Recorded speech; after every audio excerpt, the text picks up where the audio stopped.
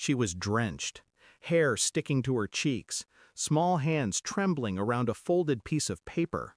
"Mommy drove away and told me to find you," she said. Rainwater dripped from her sleeves onto my floor. The paper she held was wrinkled, smeared, and stamped. Temporary guardianship. For a moment, I didn't breathe. My sister, Elena, was not the kind to vanish. She planned everything, down to the minute. A text before leaving, a call when she arrived. Silence wasn't in her nature. But the silence that followed her daughter's words, it didn't feel accidental, it felt engineered. I wrapped a blanket around my niece, made her cocoa, pretended my hands weren't shaking. She fell asleep on the couch. I dialed Elena. Voicemail. Again. Again. 2 hours later, the police called back. "Mr. Hale," the officer said, voice thin through static. "We found your sister's car near Black Ridge Bridge. Engine running. Door open. She's not inside."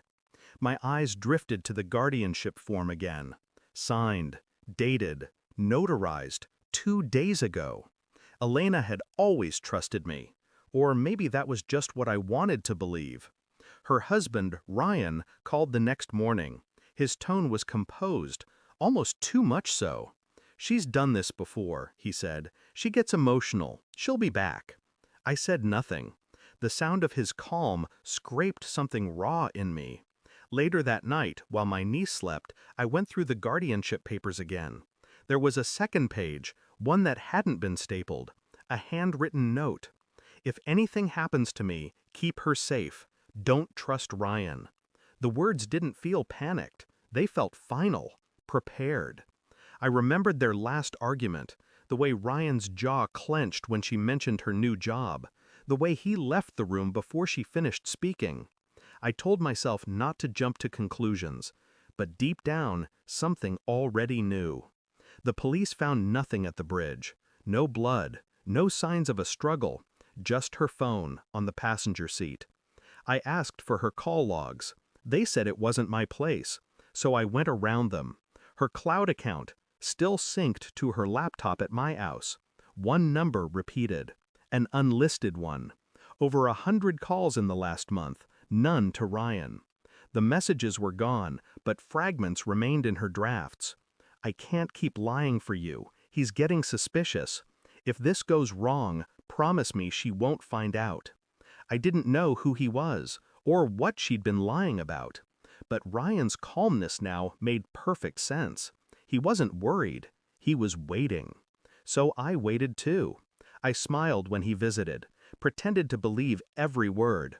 Let him hold his stepdaughter's hand, stroke her hair. I studied his eyes, how they never looked at her the way a father should. When he left, I followed him. His car led me to an industrial building on the outskirts of town. No signs, just a locked gate and a rusted door. He used a key.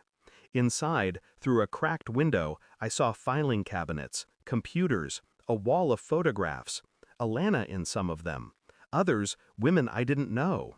Every one of them holding something with the same logo printed across it. Black Ridge Behavioral Institute. I'd thought Ryan worked in finance. He didn't. The next morning, I broke in.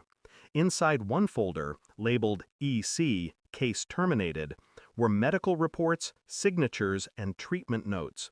Elena's name scrawled beside words like experimental therapy, neuroevaluation, sedative protocol. He hadn't been her husband. He'd been her handler.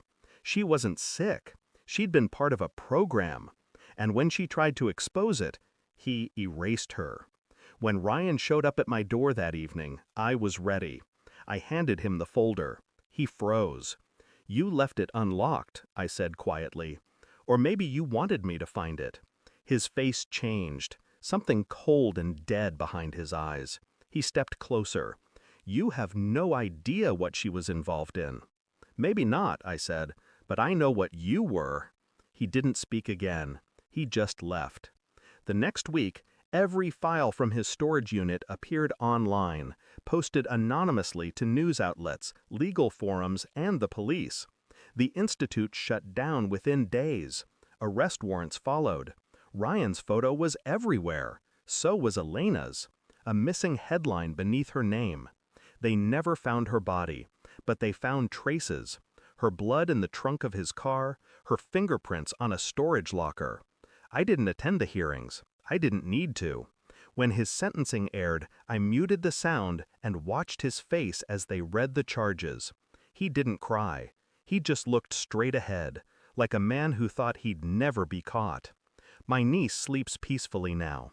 She doesn't ask for her mother anymore. She just paints. Rainbows, houses, bridges.